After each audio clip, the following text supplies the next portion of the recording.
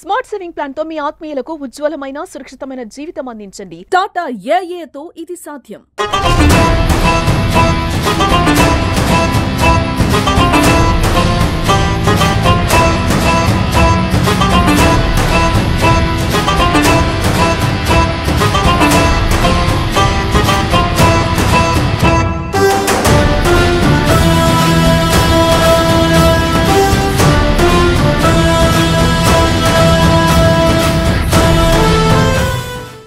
నూతన కార్యవర్గ ప్రమాణ స్వీకారోత్సవానికి చేసినటువంటి ఇందూరు యువత బంధు గణాంకానికి అనునిత్యం కూడా 15 సంవత్సరాల సుదీర్ఘ కాలంగా ఈ సేవా కార్యక్రమాల్లో నా వెన్నంటే ఉంటూ ప్రోత్సహిస్తున్నటువంటి మీ అందరికీ కూడా ఈ వేదిక పక్షాన సాదర ఆహ్వానాన్ని పలుకుతూ ఉన్నాము.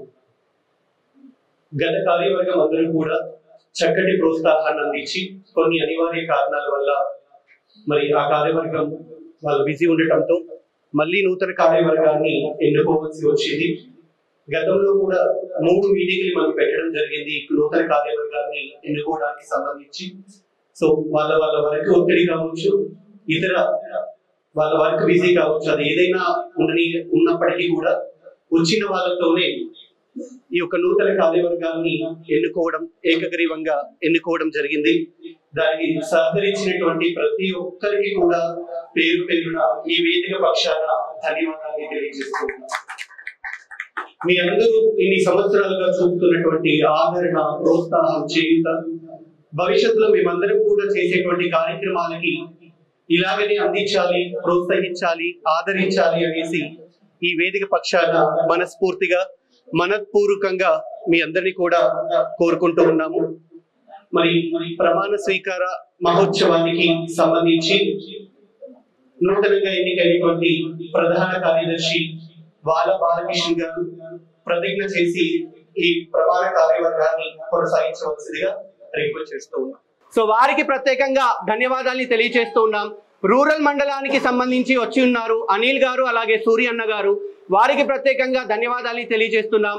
దాదాపు మనం ఇప్పుడు 8 మండలాల్లో యాక్టివ్గా మన కార్యక్రమాలు కొనసాగుతున్నాయి. ఇప్పుడు కొత్తగా నిర్మల్ అలాగే కామారెడ్డి కూడా మన కార్యక్రమాలను విస్తరింపజేశాం. సో రేపు నిర్మల్లో కూడా మనకి రైస్ బ్యాగ్ ఛాలెంజ్, అక్కడ ఒక 50 బ్యాగులు ఇవ్వడానికి ముందుకు వచ్చి ఉన్నారు.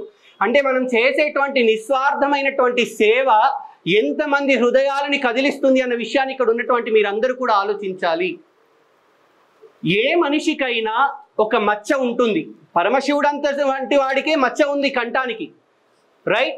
సో ఒక చిన్న ఎగ్జాంపుల్ మీకు చెప్తాను. ఒక అన్నా చెల్లెలు ఉన్నటువంటి సందర్భంలో చెల్లి ఏం చేసిందంటే పెళ్ళి అయిపోయిన తర్వాత పుట్టింటికి వచ్చింది అంటే ఆ చెల్లి వల్ల భర్త ఎవరైతే ఉన్నారో ఆయన వ్యాపార రీత్యా ఎక్కడికో వెళ్ళిపోయాడు, పనుల నిమిత్తం బయటికి వెళ్ళాడు. చెల్లి ఇంటికి వచ్చింది. మామూలుగా ఇంటికి వస్తే మనం ఏం చేస్తాం, ఒక 4 రోజులు 5 రోజులు చూస్తాం, తర్వాత చెల్లి ఇంక వెళ్ళలేదు ఏంటి అని అడుగుతాం. సో నెల రోజులు అవుతున్నా కూడా చెల్లి ఇంకా ఇంటికి వెళ్ళలేదు. సో అన్నకి ఒక రోజు డౌట్ వచ్చి సాయంత్రం పూలు కోసేటువంటి టైంలో చెల్లిని అడగలేక అడుగుతాడు. చెల్లి ఆకాశంలో చందమామకి మచ్చొచ్చింది అని చెప్తాడు. చెల్లికి అర్థమైంది అన్నకి ఏదో డౌట్ వచ్చింది, నాకు నా భర్తకి ఏమన్నా గొడవ వచ్చిందేమో. సో ఆ డౌట్ని క్లారిటీ చేయడానికి చెల్లి చెప్తుంది, ఆ చందమామ మచ్చ వచ్చింది అని ఫీల్ అయితే ఎప్పుడో కింద పడి చచ్చిపోయేది, నీ ఇంటికి ఎందుకు వచ్చేది అనేసి చెల్లి చెప్తుంది. చందమామకి మచ్చొచ్చుంటే కింద పడి చచ్చిపోయేది, నీ ఇంటికి ఎందుకు వచ్చేది అనేసి అన్నకి సమాధానం చెప్తుంది అన్నమాట చెల్లి. అంటే మచ్చ వచ్చింది అని ఎవరో నిందలు వేస్తే, ఎవరో అపార్థాలని మోపితే, అది మచ్చ అనేది పరమశివుడు అందుకుంటే వాడికే ఆ మచ్చ అనేది మెడలో ఆభరణంగా మారింది. మంచి చేసే వాళ్ళకి నిందలు వస్తానే ఉంటాయి. గాలికి ఉన్నటువంటి చెట్టుకే కాయలు ఎక్కువ కాస్తాయి, రైట్? కాబట్టి అలాంటి నిందలు ఎన్ని వచ్చినా, ఎన్ని బాధలు మోసినా సాయిబాబు ప్రాణమున్నన్ని రోజులు ఇందూరు యువత స్వచ్ఛంద సేవా సంస్థ నిరంతరప్రాయంగా కొనసాగుతూనే ఉంటుంది. మీ అందరి సహకారం, ప్రోత్సాహం ఉన్నన్ని రోజులు, నా ఒంటిలో సత్తు ఆగే అన్ని రోజులు కూడా ఈ కార్యక్రమాలు కొనసాగుతాయనేసి వేదిక పూర్వకంగా మీ అందరినీ కూడా కోరుకుంటూ